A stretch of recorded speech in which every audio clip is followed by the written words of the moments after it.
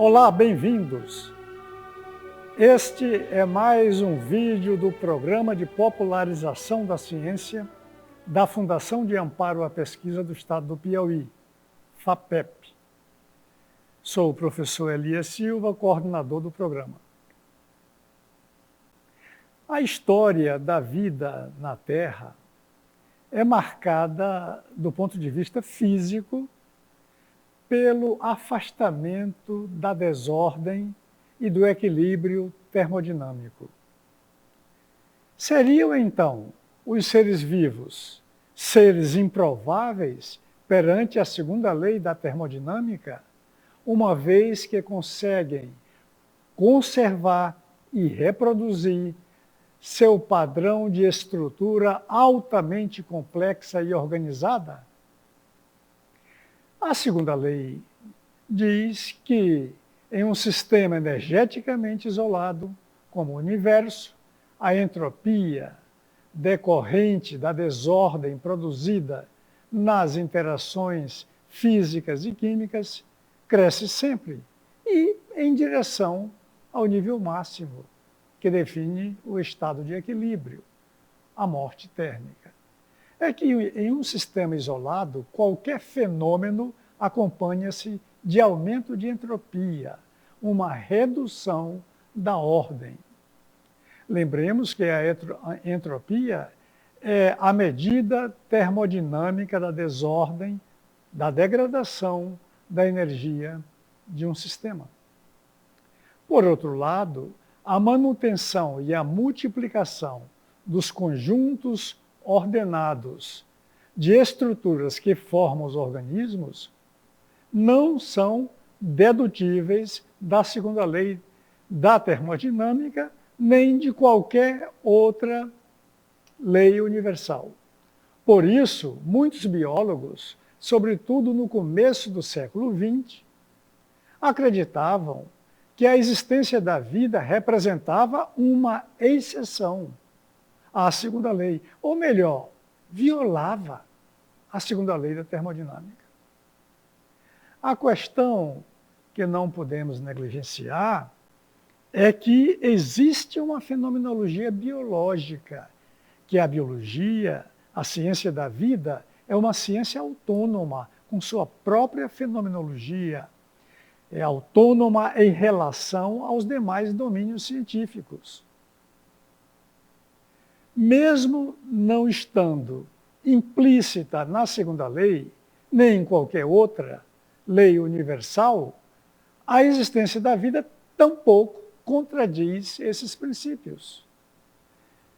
É que os seres vivos não são sistemas fechados ou isolados. Ao contrário, são sistemas termodinâmicos abertos, conservadores, de alta complexidade, que preservam e reproduzem o padrão de ordem característico. A abertura ao meio ambiente, que garante a troca de matéria e energia, com entrada de alimentos e saída de excretas, permite aos sistemas vivos livrar-se do aumento de entropia resultante da desordem gerada pelos movimentos e colisões aleatórios das moléculas e, assim, preservar-se e reproduzir-se sem violar a segunda lei da termodinâmica. Como sistemas dissipativos, os seres vivos transferem para o exterior a desordem que geram, livram-se do aumento de entropia, distanciam-se do equilíbrio fatídico e conservam a ordem e até incrementam essa ordem na esteira da evolução. A ordem interna dos organismos é, então, compensada pela desordem externa do meio circundante, de modo que a entropia do sistema total aumenta, tudo em conformidade com a segunda lei.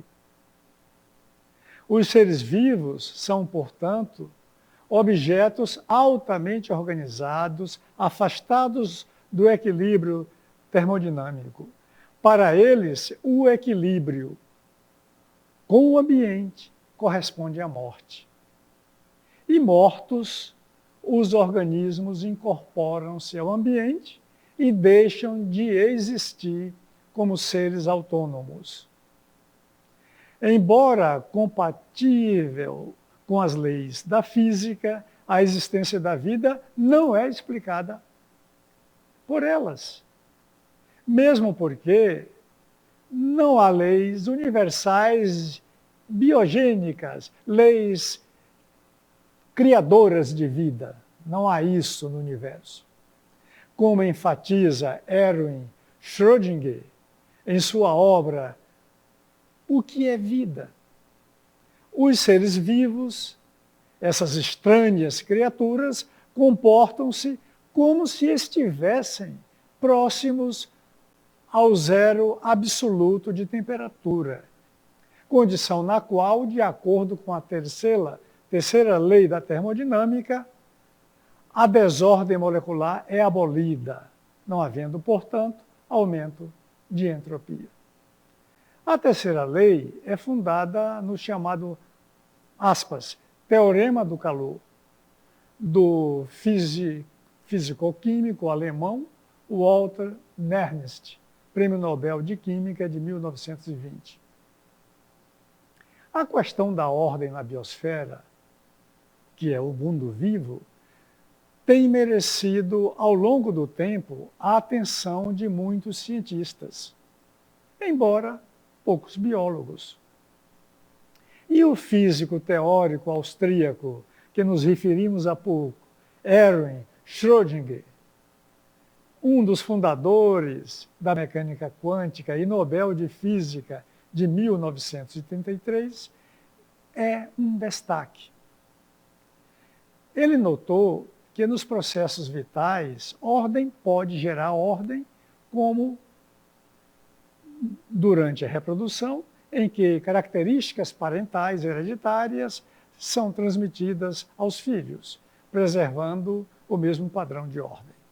E ordem pode ser gerada a partir da desordem, como ocorre, por exemplo, durante os fluxos de energia e matéria do meio externo para os organismos, permitindo-lhes a produção de estruturas mais complexas e organizadas. No próprio processo evolutivo, há aumento de ordem. Além de sua contribuição à termodinâmica dos seres vivos, Erwin Schrödinger deu outra grande contribuição ao progresso da biologia, quando escreveu em seu pequeno livro, O que é vida? O material hereditário, o gene, como sendo um sólido, aspas, palavras dele, um sólido ou cristal aperiódico, que armazena informação por meio de um código. Ideia que contrasta com a noção de periodicidade na repetição dos átomos, que é característica dos cristais comuns.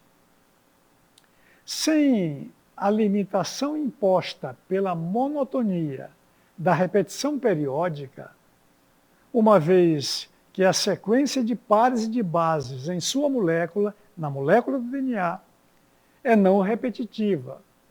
O DNA, assim, apresenta extraordinária versatilidade com respeito à informação que armazena e que assegura a prodigiosa diversidade da vida. Mesmo nos organismos mais simples, o conteúdo de informação é superior em várias ordens de grandeza à quantidade de informação das estruturas periódicas. O que é vida? Este pequeno livro, publicado originalmente em 1944, considerado por biólogos renomados como uma das mais importantes obras da biologia no século XX. Foi fonte de inspiração para muitos cientistas, inclusive os descobridores da estrutura molecular do DNA. O livro tem como subtítulo O Aspecto Físico da Célula Viva e reúne um conjunto de palestras que Schrödinger proferiu em Dublin, na Irlanda. Só uma nota a mais aqui, é que a informação contida no DNA,